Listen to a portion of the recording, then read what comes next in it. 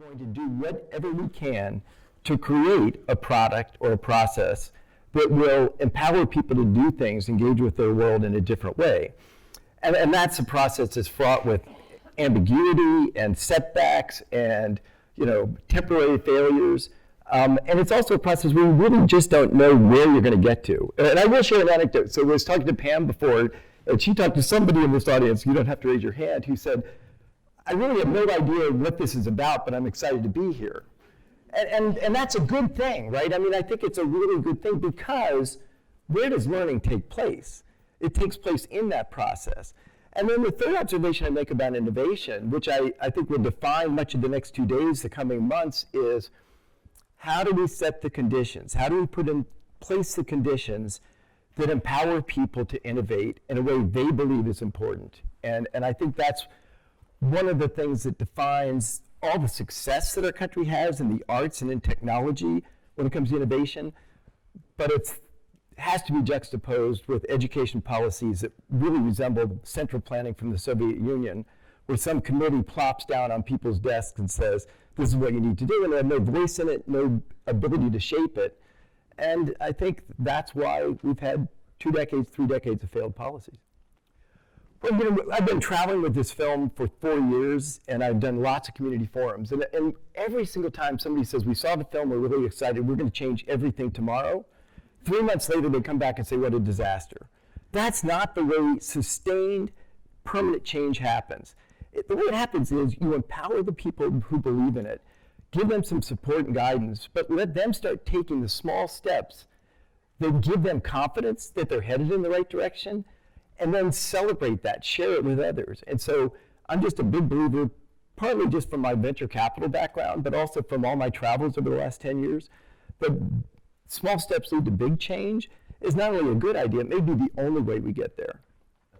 The types of innovations that we tried in Goochland would not have worked in Chesterfield, and so I think that notion of that there's no one silver bullet is really important. When I define innovation, I have this belief of taking really complex concepts and trying to really simplify them. And so innovation for me is something that's newer and better.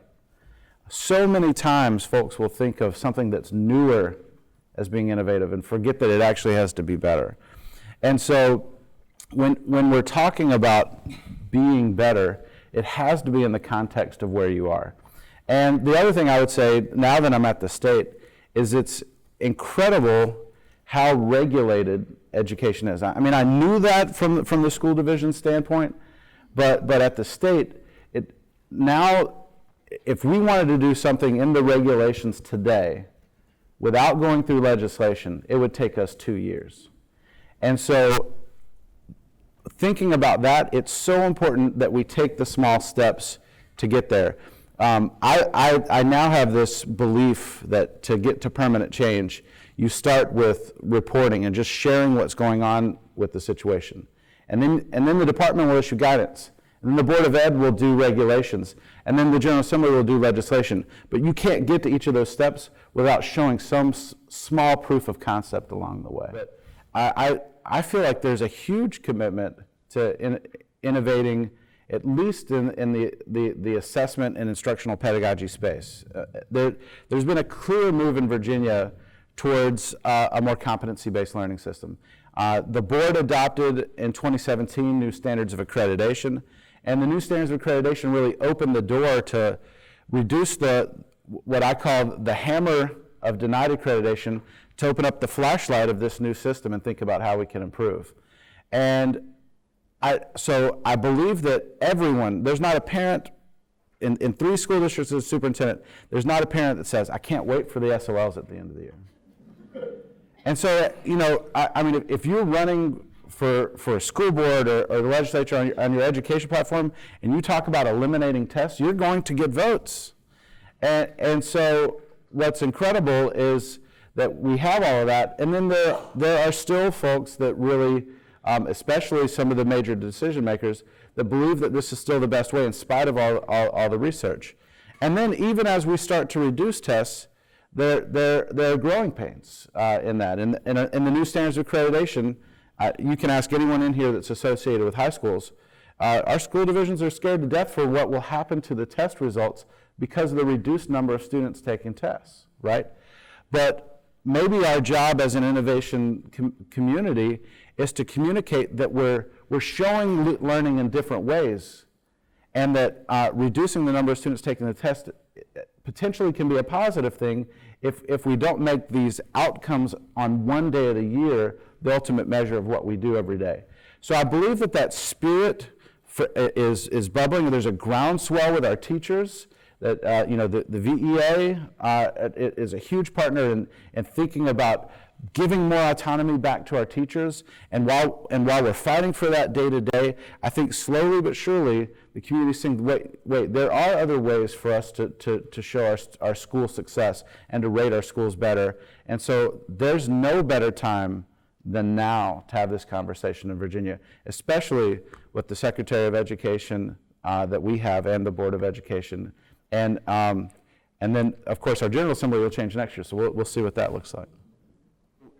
I don't know whether it's better or worse when you fail at the wrong goal. I mean, is it better to succeed at the wrong goal, better to fail at the wrong, who knows? But it's been the wrong goal. And so what do I mean by that? I mean, like, this is such an important issue. And when I go after the achievement gap, I say, we only have two things wrong with the way we think of the achievement gap in American education. So this is not a Virginia observation, this is a US observation. Only two things wrong. One is gap and the other is achievement. And other than that, we've got it exactly right. And so the gap that matters, right, is the amount of resources devoted to helping the kids who already have the most is so much more than the amount of resources. And that's budgets in the schools, that's support from the families. You know, that gap is enormous, and we ignore it in America because that's a hard discussion. So instead we say, let's turn it into a test score gap so we can start to blame the teachers and the students and make them responsible for a lot of things they have no control over. But on the achievement, and this is the point I really want to emphasize. So I travel all the time, I do lots of forums. So I may have been in front of, in the last 4 years, 5 years, 100,000 kids. And I ask them, how excited are you to do test prep? And you know how many kids in America are excited to do test prep? 0. But how many parents are excited for their kid to do test prep? Lots. And particularly the parents with lots of resources. And so you take a kid, to make it Virginia specific, in McLean, and you take a kid in one of the lower income areas of Virginia, those resources being pushed at the kid to do better on things like, you know, every car drive is a chance to review SAT words. You know, we'll get you an iPad at age 4 so you can do motion math. You know, these kids in the better circumstances, statistically on balance, are getting much more of a push, and I want to emphasize push, to get good at things that bubble up and look good on these standardized tests. So it really is lots and lots of their life, even from age 4 and 5, is preparing them for the SAT. What I observe and what gives me an enormous amount of optimism is when you get away from that, when you start to define achievement in terms of identifying opportunities to make your world better and creating initiatives on your own or with a team that have the potential to make that world better, and then just stay at it until you've got something you're proud of. Over and over, people tell me, wow.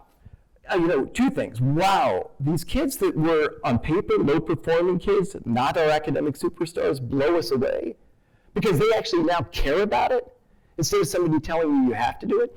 But they also tell me, and this is where I think we're doing a disservice to all kids, that those micromanaged, pushed every second of the day kids that look good on paper freeze up when they get to that. It's like they tremble. Like, what do I need to do to get an A? You know, like, you've got to make it clear. Well, I might fail. You know, I can't deal with the prospect of failing. And honestly, I'd be living in a cardboard box on a street corner if I hadn't realized that in my career in venture capital. Because when I started in venture capital, I did what a lot of people did, which is I prioritized the resumes that had impeccable academic credentials. I mean, who would be better to back than somebody that went to Exeter, Princeton, and Harvard Business School? And I found that those people were really good at playing a game, but the boldness, the audacity, the ability to think outside the box, the ability to stare down failure had been purged out of those kids. And so instead I started looking for people with really unconventional checkered backgrounds. And that is a much better type of person for me to back. And so back to that achievement gap. I think we're measuring, and these education studies that come, over and over I read things and I say, I don't buy this. Why did you pick this as a measure of better education for a kid? And the answer is always, well, we have to use the data that's there. And I say, but if the data that's there, like SRL scores, like SATs, is deeply flawed, if getting better at those gives you maybe a life advantage, beyond basic core learning how to read, learning how to do basic math, I buy that and I understand there's a really healthy role for standardized tests there being used thoughtfully and diagnostically instead of punitively. I think that's important. We need to give every kid a chance to have the basic skills so they can move forward. But as we get further into school, kids need to create their own differentiated creative path forward, and that's the antithesis of standardized. Around the country, have you seen particularly exciting examples that you'd like to share? Yeah, I've got a book of them. Yeah, I've got, but one of the struggles I had initially in writing the book, and I hope we've got copies, I think, for everybody here, is on the surface, there's no rhyme or reason to the most amazing education things I observed. The kids here were doing something totally different from the kids here. So James's excellent point is what works in one district, what works with one set of kids is not going to be the same. I said, how do I make a pattern? What's the common denominator? But it's that basic aspect of human nature that we lose sight of, which is whether it's a student or a teacher, if people have a chance to have a voice in their goal, they will go to the ends of the earth to excel on that. If somebody else says this is what you have to do, it's like carrying cinder blocks. If we make our students and teachers largely carry cinder blocks and don't give them the chance to have a real say, and this is what's important to me, and don't respect the fact, we're here, perfect place. I'm a huge fan of CTE. My vintage was vocational education. Hands-on learning ultimately is the way we understand theory. But hands-on learning is much harder to standardize test, and so it's largely been put to the side so that every kid does an academic-oriented, college-ready path. Not every, because you've got some great examples here in Virginia, but that's most kids. And we won't do it today, but Google, I love this video, I use it in all my talks, MIT graduation day light bulb wire battery. Google that and watch it, and then ask yourself, how could it be that student after student on graduation day at MIT can't light up a light bulb with a light bulb wire and battery, despite 5s on every AP class they ever took, 800s on the SAT, one of the 7 or 8% at MIT. And so broadening the playing field, giving kids lots of ways to create their own path forward, to show their own way to excel at things, is far better preparation for a world defined by innovation. But I think as kids get further along in school, we do more standardization and make those tests higher stakes, and I think we're doing a disservice to those kids. One of the surprising things that I found as superintendent is how often people request guidance from the state. And I actually said to a superintendent the other day, I said, if you want us to deliver guidance on that topic, we will. But once we do that, there's going to be an expectation in your communities that you do it the way that we said that it should be done. And so wouldn't you be better if we didn't issue any guidance at all on that topic? Because there's some areas we need to issue guidance. So from the state, I think part of our role is to highlight best practices, to fund pilots so that folks can try some different things, and open up opportunities inside the regulations to build the best version of what can be built. But I will say that that's really challenging from the state. I remember when I took over as state superintendent, the interim superintendent, Dr. Constantino, said to me, you're going to have a hard time finding $5,000 at the DOE. I said, what do you mean? He said, if you wanted to do something really cool and somebody asked you for $5,000, you won't be able to find it. And I thought, gosh, that can't be true. We have an $8 billion budget. And of course, most of that $8 billion goes out in a formula to school divisions.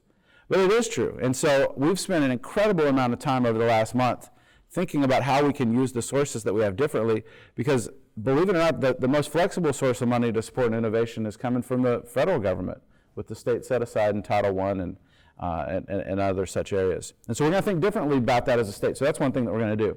But ultimately, governments don't fund research and development. You won't go to a major business around the world that doesn't have research and development, an R&D center. But governments will never pay for that because citizens and taxpayers expect you to use research-based, guaranteed products with students. And so I have this belief across the 3 school divisions where I was superintendent, I believe this at the state, that the best innovation that I ever was able to help my team with, and I'll be honest, superintendents don't have the opportunity to be innovative. Innovation happens in the classroom, right? But opening up those circumstances, it either came from a grant that usually was either federal or state driven, but grants are never enough. We opened a new school here in the Richmond area called Code RVA with a $50,000 grant. That $50,000 had nothing to do with whether that school was going to be successful, even though it's probably one of the more innovative competency-based programs I've seen in Virginia. But the $50,000 was the permission to try it, right?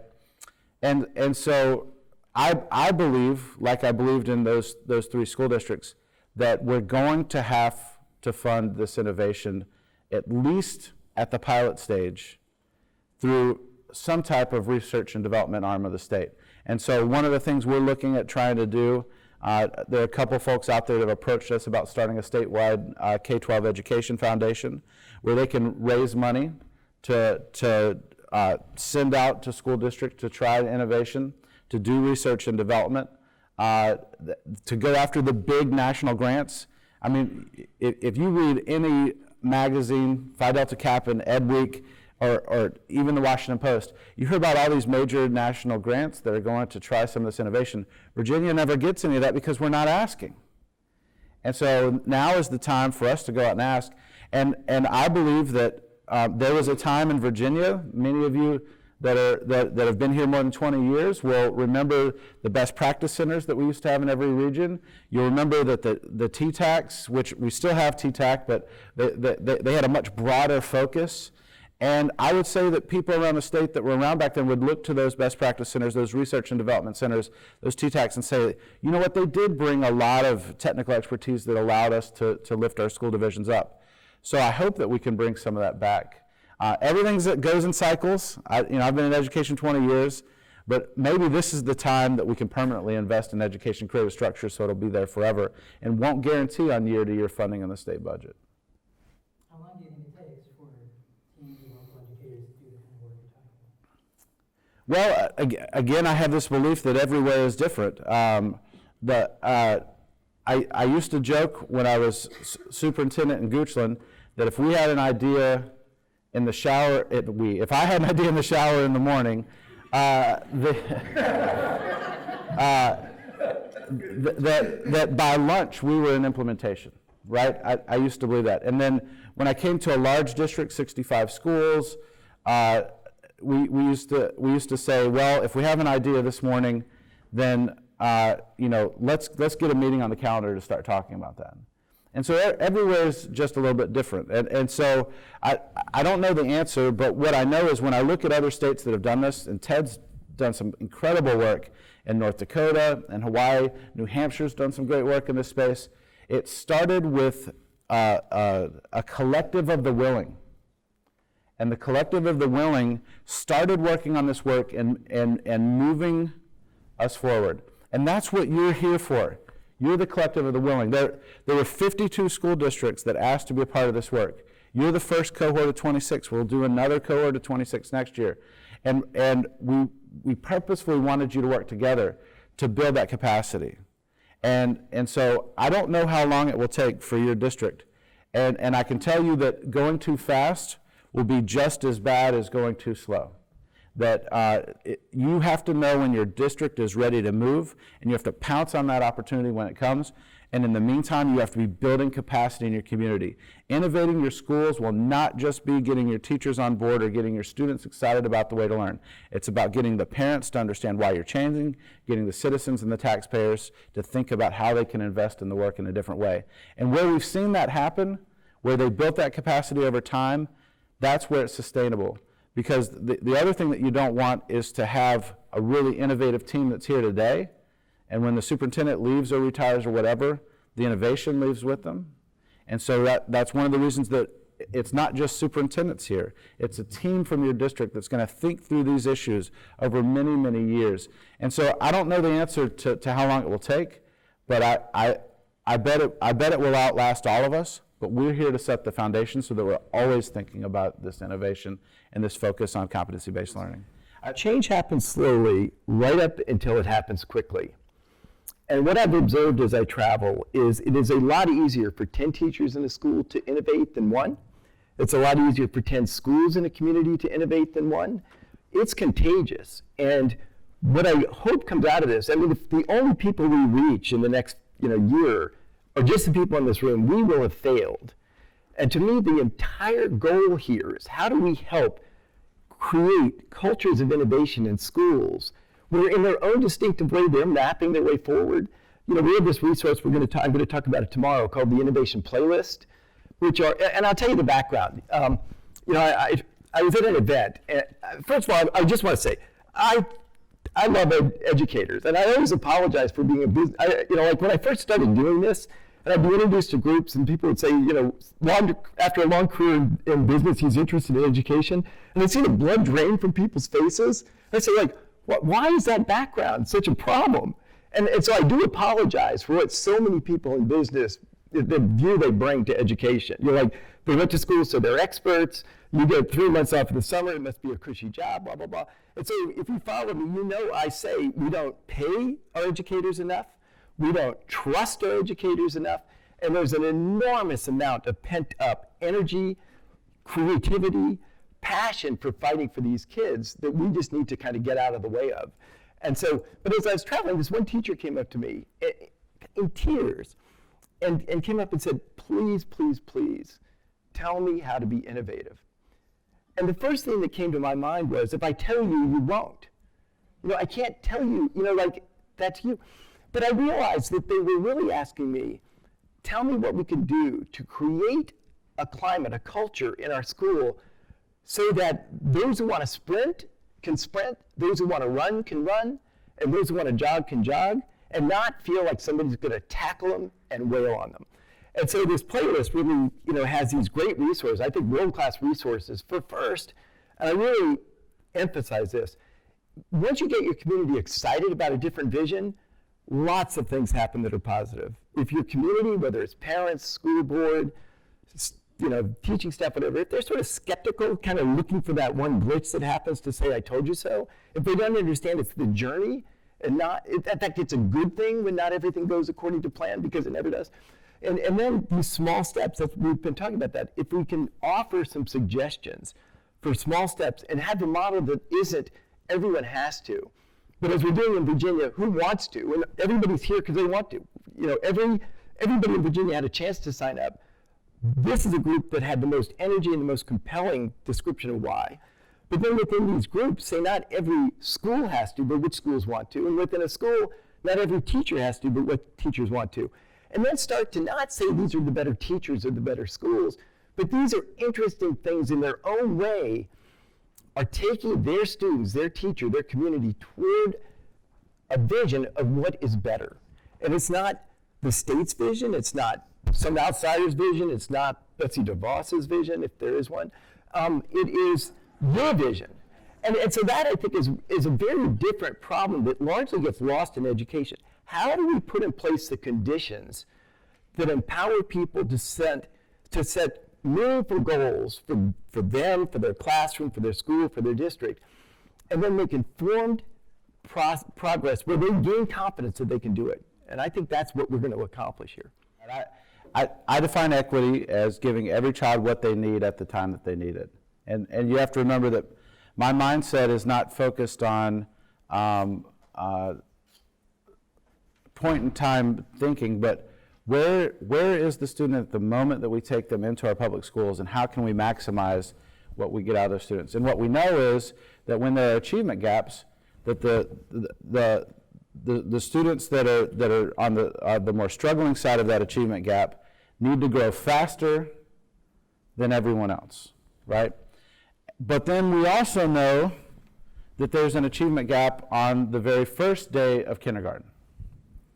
And so it's going to take more than drilling and killing the reading experience to get every child reading on grade level by grade 3.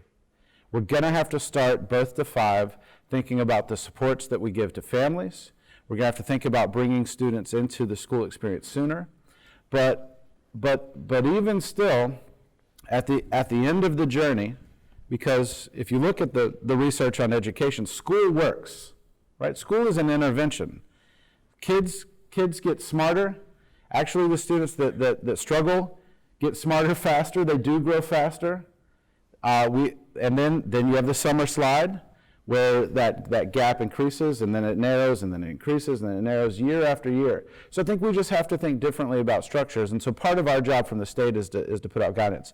But there is, in James's opinion, there is a need for us to know from time to time if those gaps exist, so that we can make sure that we're working within our schools to drive improvement. I just don't know that it needs to be every year in every subject area throughout the kid's entire experience. You know, I mean, we had standardized testing before No Child Left Behind, and we knew that these gaps existed.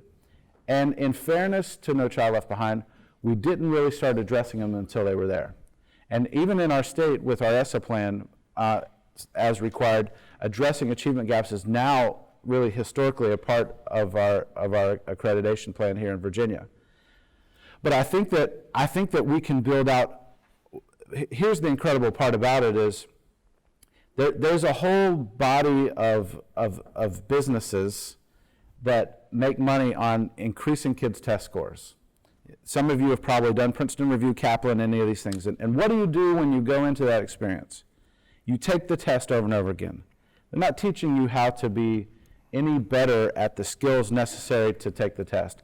And so you go into Princeton Review, you take the test over and over again, and your score goes up a little bit, and you can say, I got better because I went to Princeton Review, but you don't know anything more than you knew before you went in there. And so if we want to see dramatic change for kids, we're not going to practice these tests over and over again. If we want to see dramatic change for kids, we're going to put the Profile of Virginia Graduates 5 skills in front of those students, and we're going to teach kids how to create, how to collaborate, how to communicate, how to critically think, right? How to be a great citizen in the school. And when we teach those things, which can't be done without building and really getting your hands dirty in school, then you're going to see dramatic change for kids, and then you're going to see achievement gaps close faster. But we also have to build out the huge network of resources that have to wrap around kids, because anyone that's working in a high poverty school or high poverty school district will tell you that kids can't learn when they're hungry. Kids can't learn when they have trauma issues. They can't learn when they're worried about what's going to happen when they get home from school, where they can safely walk from the school bus into their house. They can't learn when they're worried about the anxiety and depression that comes from some of the mental health issues that they're dealing with. And so while we're here to focus on pedagogy, instruction, and competency-based learning, to really get at the heart of these equity issues, we've got so much more to address. And then there's just a whole host of other institutional issues that are built into the system that are causing issues for students that lead to achievement gaps. And so from the state standpoint, I think our road forward is to really analyze these institutional and systemic barriers that we've put in front of families, to remove those where possible, but also to provide resources to lift up the kids that need the most resources and provide them more, right? We've all seen that picture of the kids standing on the box. We need to give those kids more to make a difference. And so over the next 6 months, if you watch what the Board of Ed is going to do, we're going to look at our standards of quality for the first time in a different way. And we're going to think about how we can differentiate the standards of quality to provide more to the kids that need the most. If everybody suddenly feels just an incredible degree of conviction and excitement about important work that's being done, and I really cut to the equity, because I mean, I grew up, my dad was a carpenter, my mom was stay at home. It wasn't the poorest circumstances, but we were by no means a well-off family. I do owe an enormous debt to public K through 12 schools in Virginia, to a public college. So I fight for that, and I fight for those kids. I'm lucky that I don't have to, and I don't charge anybody for what I do. So I don't have to go to the rich schools, and I don't go to the rich schools, because they have their own set of issues, but I don't like being at those schools. And so I fight for these kids. But in my book, and I really encourage you to read those 2 chapters, where I juxtapose doing obsolete things better versus doing better things. And so to take the point about, kids, I think I started reading sometime between 1st and 2nd grade, in whatever the heck that was, 1957. Nobody stressed about the fact you might be 5 years old and not reading. We all know the kids, by and large get there if they're given support and given some books to read that they like and with some expert teachers. And nobody said, boy, Ted is a problem student who needs remediation because he's not reading at age 5. Nobody was giving me a constant message that I was behind. One of the things I have in my book is the one SAT word every poor kid knows is proficient, because they're told day in and day out that they aren't. And so do we owe it to kids so that by the time they're grade 2nd, 3rd grade, 4th grade, they're on track and they're reading? Yeah, absolutely, I get that. That's an important learning how to learn skill. But I think we're letting the obsession of parents and the demands and the really deeply flawed requirements of college admissions officers and bureaucrats who shove these standard of learning tests down kids' throats without ever taking them themselves, that is absolutely defining education in America today. And I think what's bold and courageous and audacious about what's going on, and one of the things that makes me say I'm all in and trying to help in whatever modest way I can here, is a James Lane, who is a bold leader who's saying, I'm not going to tell everybody what to do. I'm going to help them do what they know is so important. But with a group like this, I said to Pam, this is starting at 8:30 or so. I bet only half the people are there. They're all coming from a long way away. Everybody's here. This is the energy in this, and the work here is so, so important, because it will not only affect your kids, it will not only affect kids across Virginia. I will do my best to make sure the whole rest of the country, the rest of the world knows about the amazing progress you're making. So don't for a minute lose sight of the fact that what you're doing is not just fighting for a narrow set of kids, but you are fighting for kids all around the world, all across the country, and I think fighting for the future of our democracy. So I was a band director, and still feel like I'm a band director that became superintendent, right? And so still feel like I'm a band director. And I walk around and I think about it from the band director's metaphor, that I feel like so many times when we walk into classrooms, we're teaching kids how to write scales on paper, right? We're teaching them what the notes are, but we're not actually giving them their horns so they can play. And I can't imagine teaching band without playing the musical instrument. And so when I think about communication and collaboration and writing and all the things we really want kids to do, we spend so much time in the mechanics. I think we forget just to let them go out and be creative. And then the feedback is what the research will say will make the most difference with their improvement. And so my headline is, band directors knew this all along. So.